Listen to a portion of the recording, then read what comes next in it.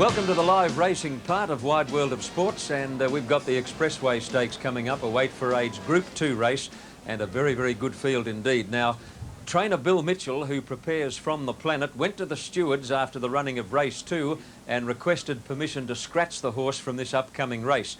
That request was not acceded to because, in the opinion of the stewards, the track is, as it was classified this morning, track dead. So, Ken, it'll be interesting to see what happens, but there does seem to be a little bit of bias here today with this track. Oh, there certainly is, John. The place to be is out in the centre of the track. So if you see jockeys shying away from the rails, it's not that they don't know what they're doing, it's they do know what they're doing. So let's look at these prices on the Expressway Stakes, and you'll see a few shocks because of the track. Number 1, Petrillo, is at 11 to 1. Number 2, From the Planet, the horse John spoke of, is at 8 to 1. Procol Harum likes the wet, a little bit of a rat bag, but he likes the wet. He's 7 to 1. Liverstone Lane 9s, Magic Gleam shorter than you'd have expected at 6 to 1. A Little Kiss, TAB number 6, showing $5.10, just over 4 to 1. Happy Sailing at 25, Just Trish at 40. All Archie, I've picked All Archie in a hard race, in from 7s to about 6.5 to 1 now. Make that about 6 to 1. 8's Ace K, 200 Garter King, 60 Golden Step, 9 Alpine Queen. They're about to go on the Expressway. Here's Johnny Tapp. Some great money spinners in this race, and the top stakes earner is Petrillo, who's getting very close to the $1 million mark, $921,000, but several of the others have won well over $500,000. It's a great field. All Archie moves up now to complete the line, and they're set for the Tyre Master Expressway. Stalls Fly off and running, and A Little Kiss on the outside, and Golden Step began very quickly, and so did Happy Sailing, followed by Ace K. Pushing through into a good spot as Alpine Queen, and From the Planet right behind them, and then Procol Harum, followed by Liverstone Lane, Garter King, and then Just Trish, and Petrillo went straight back to be last at the 900 mark, and All Archie crossing went to the lead by a length to Alpine Queen, then From the Planet, followed by Ace K at the 800 mark, a bit more than a length to A Little Kiss, and further back Magic Gleam on the fence, Liverstone Lane, followed by Happy Sailing, Golden Step losing ground, moving around it as Procol Harum, and then Just Trish and Petrillo, and Garter King is back at the tail as they come to the turn. About 400 out, Alpine Queen got up on the fence to join All Archie, and they're fairly flying as they come to the corner. From the Planet 2 lengths away in third place, being hard ridden, followed by Magic Gleam, Liverstone Lane, and then Ace K and Procol Harum into the straight again. All Archie got to the lead from Alpine Queen. They're clearer. From the Planet running on doggedly. Liverstone Lane is getting through near the fence at the 200 mark. All Archie just led. Liverstone Lane grabbing it down the outside. Petrillo is coming after Liverstone Lane. Liverstone Lane in front. Petrillo swamps him and got up to win. He's come from last, Petrillo, to win the Expressway from Liverstone Lane, who looked all over a winner. Magic Gleam has run third, All Archie fourth, and Just Trish a good run. Then Alpine Queen, From the Planet knocked up, followed by Golden Step, Procol Harum, Happy Sailing, well back Garter King, and then A Little Kiss, and last is Ace K. Petrillo coming from last or near enough to last on the turn into the straight, right out dead set in the middle of the track, as most of the winners have been here today at Warwick Farm, right down on the crown of the track, and Petrillo swamped Liverstone Lane to score a terrific win, $12 and $3.90. Liverstone Lane second, a place dividend of $3.60, and third, Magic Gleam, a place dividend of $2.20. Well, Ken, there's no doubt about the best place to be out on the crown of the hill. Yes, John, there's certainly a hill at Warwick Farm, and the track is certainly affected. If you think the track's not wet, let me tell you that Petrillo was just a dead-set mud runner. And here he comes, wide out. Malcolm Johnston flaying with him with the whip. That's Liverstone Lane, stayed on the inside, but brother, that's the slow lane. Petrillo is in the fast lane, and there he comes, gobbles up Liverstone Lane, wins rather convincingly. Liverstone Lane second, and Old Magic Gleam as consistent and as honest as they come in third place in the Expressway Stakes of 1991. That's the racing story of the moment. Our next racing at 3:15 Eastern Time will be the Australian Guineas from Flemington. Till then, or coming up straight after the break, is more on the Wide World of Sports. The correct numbers 1, 4 and 5. First Petrillo, $12.60 and $3.40. Second, number 4, Liverstone Lane, $3.60. And third, number 5, Magic Gleam, paying $2.20. And Kenny Callender has a tip for the big one in Melbourne. Race 5, the Cadbury Australian Guineas, and the tip is number 14, Triscay, with Mick Dittman up. In the recent Test series, Australia's female cricketers were determined not to be outdone. As Anne-Marie Sparkman reports, it turned out to be a real summer harvest for the in-form Aussies.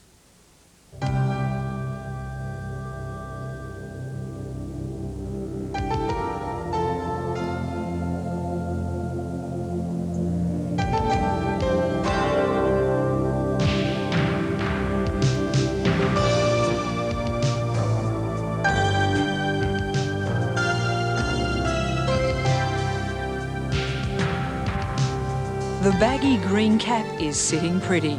Our women's cricket team has just swept aside yet another Test opponent.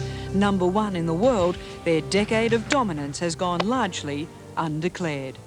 Compare that to the blokes. Boone sweeps and victory for Australia by 9 wickets. When they recaptured the Ashes in '89, Border and Co were instant heroes, ticker tape parades and all. We whitewashed England just 2 years before the men went over, the women's team. And I just think it was disappointing that you come back to nothing and you just disappear back into your normal lives and it's all over. The anomalies are endless. This summer, Mark Waugh captured every heart and headline when he made his Test debut, a magnificent 138. That's it. He smashed it to the boundary. That's Mark Waugh's 100. 100 on debut. What a magnificent innings it's been. It's his 26th first-class 100. And he's getting a little shake of the hand there from Greg Matthews. What an occasion for him. But at the same time, 20-year-old New South Wales opener Belinda Clark was also putting her name in the history books. Against India, she made 104 superb runs in her first Test appearance. The difference? No one seemed to care. You come to expect it, really. You don't. I don't play cricket to get put on the back page of the paper or whatnot. And what about financial rewards? While the men's contracts are getting fatter, the women play only for the glory. Far from cashing in as world champions, they just keep forking out. Just to have our costs covered would be nice. To say go to New Zealand or England, the airfare's the real killer. They're not whinging, but more exposure and public support would be very much appreciated. Despite an outstanding international record, the world beaters are still facing a battle for acceptance. The captain, Lynn Larson, very much a female version of AB. The leader since 1986, this respected all-rounder, is on a hot winning streak. Her teammates call her Whisper. And are you tough when you need to be? Oh, I would say so. Yeah, I can turn on the old glare or the old seriousness when I have to. Whisper's troops are a highly talented bunch. There's Denise Annetts, just 153 centimetres tall. The little one makes a habit of belting big scores.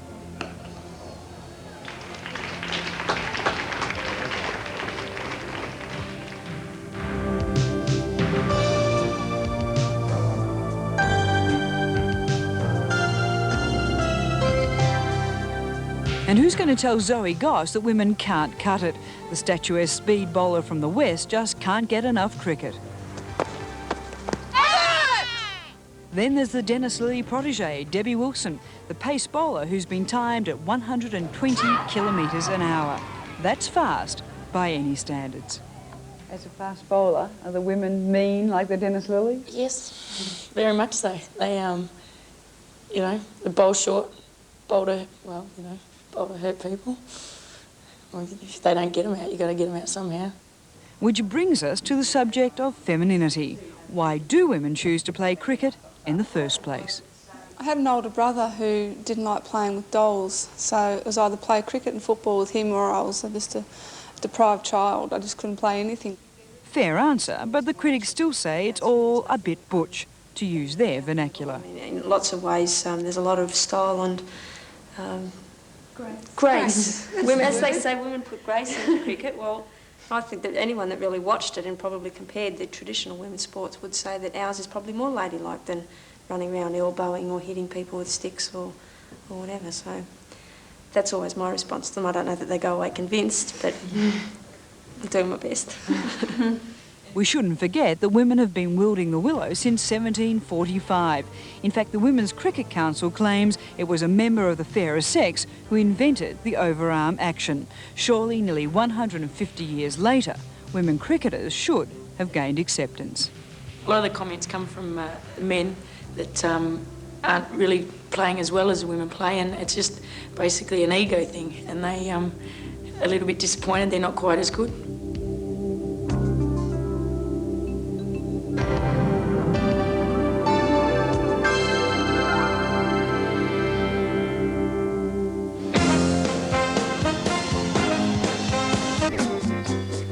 Wide World of Sports now takes you live to Flemington in Melbourne for the running of the 1991 Cadbury Australian Guineas. $350,000 in prize money. This is the 6th running, Ken, and so far the Colts have been successful every year. Can Triscay change that?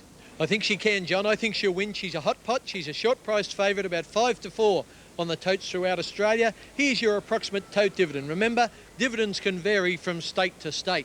St Jude is about a 9-2 chance, Centro at 8-1, Durbridge 16-1, he won the Sandown Guineas, Marine Drive at 40-1, My Eagle Eye, the Star New Zealander, a little easy in the market, round about 6-1, 40 Temperate King, 16 Trustful, one of the Colin Hayes team, 100 Direction, 33 Strategist, 25 Count De Beers from Sydney, 33 Palace Guest, 100 Special Prince, 14 Lord Charbon, a little bit of money for him, Triscay, a hot pot, about a 5-4 chance, and Draw Card, another David Hayes runner to be ridden by A.G. Clark, the brother of Michael, is at about 12-1. But there's no doubt the favourite is Triscay. Here's John Russell in Melbourne for the Australian Guineas.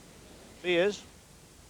Russell not quite ready to take up the commentary for the Cadbury Australian Guineas. Triscay, of course, carries those very famous colours of owners, Jeff and Beryl White.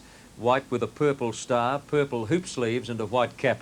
So she'll certainly stand out in this particular bunch of 3-year-olds. She comes out of barrier 6 and has the services of the all-conquering Mick Dittman, who can do no wrong at the moment. In fact, he was described in one story in the press during the week as Australia's most in-demand jockey at the moment, and that's pretty hard to argue with, because he could have had choice rides at Warwick Farm today, but elected to go to Melbourne, where he's on Triscay in the race coming up, and also Bureaucracy later on in the day in the Lightning Stakes. And you'll also be seeing that race live during Wide World of Sports. Shortly after this Melbourne race concludes, we'll be coming back to Warwick Farm for the Hobartville Stakes, which is race 6 on the program today. John Russell now for his call of the Cadbury Australian Guineas at Flemington. Now they settle once more. And we welcome viewers to Channel 9's Wide World of Sports. Taking this race, the Cadbury Australian Guineas, Trustful's come out of the stall. So delays here before the running of one of the big ones of the day. Trustful rear just as the starter was about to release them. Favourite for the race, Triscay at 6-4. Solid first fancy. Mick Dittman aboard. Rider of Trustful still back in the saddle, and now the attendants are bringing it forward again. Durbridge standing up well. Lord Charbon. Triscay drawn barrier 6. Lights on again. They're off this time to a great start, and Durbridge on the inside and Lord Charbon 2 of the first outer. Triscay got away very fast, and so also did Marine Driver. And going fast to head them off is St Jude. On settling down, 1400 to go, and St Jude has taken up the running about a length and a half clear. Direction got out very fast and is now a new leader as they come down the side. Direction in front, a length and a half. St Jude's Pacific Prince on the inside. And they were being followed then by the Strategist, a length and a half being eased back along the inside as Triscay. She's been passed by Trustful over on the outside. Temperate King 2 lengths further back as Palace Guest over on the rails. And they're followed closely then by Draw Card, a length away as Count De Beers. They're followed after a gap in the field by Lord Charbon. Well back in the field at that point there is Centro. He's about third last, followed by My Eagle Eye. And Durbridge is last of all. They're racing up towards the 800. Direction the leader. By a length, the Strategist is second. Trustful is third. The outside of St Jude is getting a beautiful run. Just in behind them is Pacific Prince, followed by Temperate King, and on the rails Triscay and Count De Beers. And at the head of the others then making up some ground is Draw Card. Centro has pulled to the outside. Well back is Marine Drive, followed by Palace Guest and My Eagle Eye. They're homeward bound in the Guineas now in Direction. About to be tackled by the Strategist, and Jude still on there on the inside. And wider on the track. Triscay is starting to unwind her run, and she's finishing on well. And down the outside from a long way back is Centro. But the filly, Triscay has taken the lead. And Triscay is the leader past the 250. She's nicely clear. Down the outside, Centro is running on solidly, but Triscay is the leader with about 150 left to go. She's a bonny filly. She's drawing right away from them. And she's got the Cadbury Australian Guineas all parcelled up Triscay. Triscay wins it. My Eagle Eye was a great run second, and tight for third. Durbridge on the outside with Centro, and the Strategist close up, followed by St Jude. And then came Lord Charbon and Draw Card, and behind them Palace Guest, and they were followed home then at the head of the others by Pacific Prince and Count De Beers. And back behind them in the field then would be Direction, followed by next to last Marine Drive, and last of all to finish in the race Temperate King. Well, you've just seen one of the most authoritative wins ever recorded by a 3-year-old filly on the Australian turf, bearing in mind that most of her opposition were colts, and she just walked past them at the 200-metre mark. Mick Dittman released the brakes shortly after that, and Triscay raced away to score a magnificent win. For owners Jeff and Beryl White, trainer Jack Denham and jockey Mick Dittman, this incredible winning sequence continues, and down to the line goes Triscay to win by 3.5 to 4 lengths. It looks like My Eagle Eye second, very close for third between Durbridge and Centro as we take this break. Now let's go! New South Wales TAB dividends for Melbourne Race 5, the Cadbury Australian Guineas over 1,600 metres. Well-tipped Kenny Callender. First was Triscay, paying $2 and $1.30. Second, number 5, My Eagle Eye, $2.20. And a dead heat for third between numbers 3 and 2, Durbridge and Centro, $5.20, $3.20, and there could be an adjustment there in that one. And Kenny Callender's tip for Sydney Race 6 is number 11, Active Market. In Sheffield Shield cricket, we're coming to the Western Toyota Hobartville Stakes, a time-honoured race conducted by the Australian Jockey Club at Warwick Farm, and traditionally it's regarded as the first stepping stone through to the Derby. The Hobartville, the Canterbury Guineas, the Rosehill Guineas, and then the time-honoured AJC Derby. When acceptances came out on Thursday, Twiglet stood out like a cocktail bar in the Sahara. She looked very well placed in the race, particularly from barrier 5, because you knew she was going to get a nice run on the fence right behind the leaders. But Ken, the way racing is at Warwick Farm today, that might not be such a good thing after all. No, John, bookies were prepared to gamble against Twiglet. I thought she may have been as short as 6 to 4, but I saw 5 to 2 on their boards before one of Australia's biggest punters stepped in. He obviously thinks she can overcome the track bias from her inside alley. Let's look at all the prices as they're showing now on the TAB in New South Wales. Number 1, Pagan Jest, a little bit better than 16 to 1. Number 2, Somalia, who went good at Hawkesbury during the week, between 5 to 1 and 5.5 to 1. Pre-recorders at 12 to 1 chance. Shinvari at 66.0 to 1. Number 5, Jacuzzi, getting out in the market now to about 10 to 1. Stradmore out to about 7s. Shane Dye already ridden a couple of winners today at Warwick Farm. He knows how to play this track, and I think he'll give Stradmore every chance. Number 7, Montessori Lad is one of the roughies, getting out now to about 80 to 1. 100 to 1 Summer Fun. Pharaoh from the TJ Smith stable, round about 12 to 1, 50 to 1 Hilltop Lad. I've had something on Active Market, but the way the track is certainly against him. He's a 12 to 1 chance. He'll be near the lead early. It's a matter of whether he can hang on. He's got a good jockey in John Marshall. Lanola is at 60 to 1, Dodecanese at 66, Time Lord at 66, 200 Devotee, Hong Kong Friend, a stablemate of his at 100 to 1, 100 Bletching Way, 50 to 1 Audible. Twiglet on the tote, I'll just double check. She's showing $3.10, so she's showing close enough to 2 to 1, and All Mine, she's firmed a fraction into about 14 to 1. They're the tote prices on the Hobartville Stakes. We're going to have horses right across the track, but the man who'll call them right, Johnny Tapp. Well, I'll do my level best, Ken. Thank you. It's the Western Toyota Hobartville, a time-honoured race. Not too many fillies have won this over the years by the same token. And we have only 2 fillies in this big field, namely Twiglet and All Mine. And they're drawn alongside one another in the starting stalls, All Mine in 4 and Twiglet in 5. Just having a quick look at past results. And I think we've got to go back to 1978 to find the last filly to win this race, namely Carpalaran, at a quick glance. And before that it was Fairy Walk, and she went on to actually she won a golden slipper the previous season, Fairy Walk.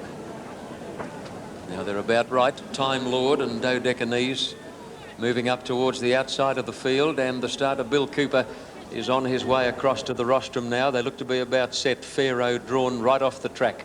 Hong Kong Friend and Bletching Way stands well. So does Twiglet, Pagan Jest and Devotee.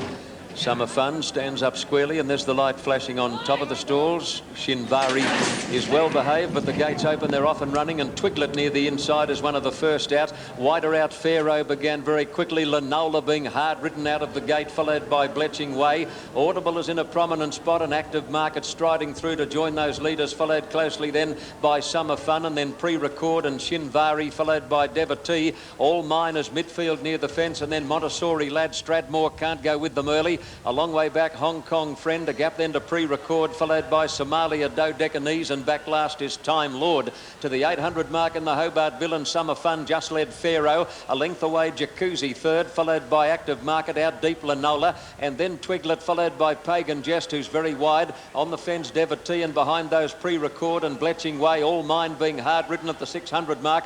A gap then to Stradmore, followed by Somalia, Hong Kong Friend, well back Hilltop Lad, Montessori Lad, then Shinvari and Audible, Dodecanese and Time Lord, where Pharaoh shot clear coming to the turn. Into the straight, and Pharaoh straightened up about 2 lengths on Active Market under heavy pressure. Twiglet has now been taken out towards the middle of the track by Gavin Duffy, followed by Pre-Record, and then Summer Fun and Somalia, the filly. Twiglet has raced up now to grab Pharaoh. Somalia down the outside with Pre-Record. Twiglet, Pharaoh, Pre-Record, Somalia. A big finish in the Hobartville. Pre-Record hit the lead in the shadows of the post, and Pre-Record wins the Hobartville. Pre-Record beats Somalia, flashing down the outside. Dodecanese will be third. Close up, Twiglet, Stradmore, a good run, and then Pharaoh, followed by All Mine, Hilltop Lad, Shinvari. From Time Lord, Hong Kong Friend, Active Market, Audible. Well back, Pagan Jest and Bletching Way, followed by Montessori Lad, Lanola, and then Devotee and Summer Fun, and last of all, Jacuzzi in the Western Toyota Hobartville Stakes for 91. Pre-Record, Troy Phillips has won the Hobartville in a punishing finish. Dodecanese, the surprise run in the race, rocketing down the outside, looks to have run third at long odds, but Pre-Record to pay $12 and $3.70, $12 and $3.70, Somalia $2.50, and Dodecanese number 13 a place dividend of $12. Ken. Yes, John, well, it's a big day for Brian Mayfield-Smith. La Rosette winning the previous race, and now the big one of the day with Pre-Record. Twiglet in the blue cap, just getting to the leader. Now already Pre-Record claims a Pre-Record in the blinkers. Outside of him in the cerise colours, a light pink colour is Somalia. Somalia just faded on his run. Pre-Record went to the line better, beat Somalia, and as John said, the horse flashing up for third was the Canberra galloper Dodecanese. But all honours with the winner, Pre-Record, and it's good to see young Troy Phillips ride the winner of such a big race. There's the winner in centre screen, Pre-Record returning to scale with Troy Phillips up. And that was the story of the Hobartville Stakes of 1991. But don't leave your chair, don't go away, because after this break we'll be back with more action on the wide world of sports. Let's check the results and New South Wales TAB dividends for Sydney Race 6, the Western Toyota Hobartville Stakes over 1,400 metres. The correct numbers 3, 2 and 13. First Pre-Record $12.10 and $3.70. Second Somalia at $2.50, and third number 13 Dodecanese paying $12.90. Kenny Callender has a tip for Melbourne Race 7 in the Lightning Stakes, and it's the Bart Cummings starter number 2 Shaftesbury Avenue with Jimmy Cassidy up. In rugby league, we come to race 7 at Flemington, the Lightning Stakes, a weight for age race. Group 1, $250,000 in prize money, and a very select field over the straight 1,000 metres course. A lot of very popular horses in the race, none more so than the veteran of the field, Ken Radelva, a 7-year-old having his 43rd start today. Yes, John, he's a very good horse, Radelva. Triscay did the right thing for us in the Australian Guineas at Flemington. I'm hoping Shaftesbury Avenue can do it here in the Lightning. But remember, I tipped this to Maxie Walker. I hope his weight doesn't pull it down. Here's the prices: 7-2 Radelva, 9-2 Shaftesbury Avenue, 12 Grandiose, 7 Lightning Bend, 20 Medicine Kid, 4 Bureaucracy, 9-2 Paklani, 6.5 to 1 Wrap Around, and 50 to 1 Burberria. A very flash field in the Lightning Stakes of 1991, John. All right, Ken, we'll be joining John Russell for his call of the Lightning in just a moment. This was a race won by the great Western Australian sprinter Placid Ark a couple of years ago, and he beat a star-studded field, but I doubt if it was any better than the one we're going to watch here in action in a moment. And just repeating, you can't get a fairer contest than this. Straight over 1,000 metres, no turns, and every horse certainly gets his chance to win. Naturally enough, on a straight course, the running rail can be a very valuable commodity. Horses need that guideline. They've jumped in the Lightning. Here's John Russell. Bend behind the Bureaucracy, and a bit further back than his Medicine Kid, who got out quickly. And then came Wraparound, followed by Shaftesbury Avenue and Grandiose. They race past the 800-metre marker and going very fast. Lightning Bend has taken the lead with Redelva moving up to be second. A length further back on the rails is Paklani. Then came Medicine Kid on the inside of Bureaucracy, followed by Wraparound, Shaftesbury Avenue and Grandiose. Onto the course proper in the Lightning. They've got about 500 to run. Lightning Bender about a half length to Redelva. A length back along the inside to Paklani, followed by Bureaucracy.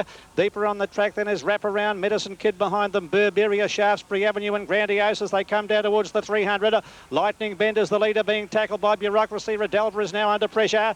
Wraparound is down the outside and Grandiose is finishing on pretty well. Lightning Bend is the leader. Now Bureaucracy's coming at Lightning Bend in the final stages. Lightning Bend on the inside, Bureaucracy, and flying home Shaftesbury Avenue. It's either Shaftesbury Avenue or Bureaucracy in a tight one with Lightning Bend third, and they were followed by Wraparound, Redelva weakened behind them, and further back then came Medicine Kid, followed by Grandiose and Paklani, and last of all Burberia.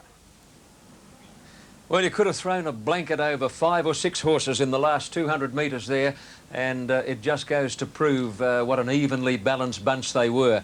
Now, Recapping and Lightning Bend in the pink colours with Wayne Harris on board are still in front. You can see Redelva in near the fence, the Big Chestnut in the yellow colours, Mick Dittman in the white cap on Bureaucracy. Now, watch for Jimmy Cassidy on Shaftesbury Avenue in black colours with a pink cap. Wraparound is coming down the outside, but watch that pink cap as the long-striding Shaftesbury Avenue splits horses and looks to have just got up to nail Bureaucracy right on the line. But it's a spine-tingling photo finish in the Lightning Stakes, and you've seen it live on Wide World of Sports. Now this break.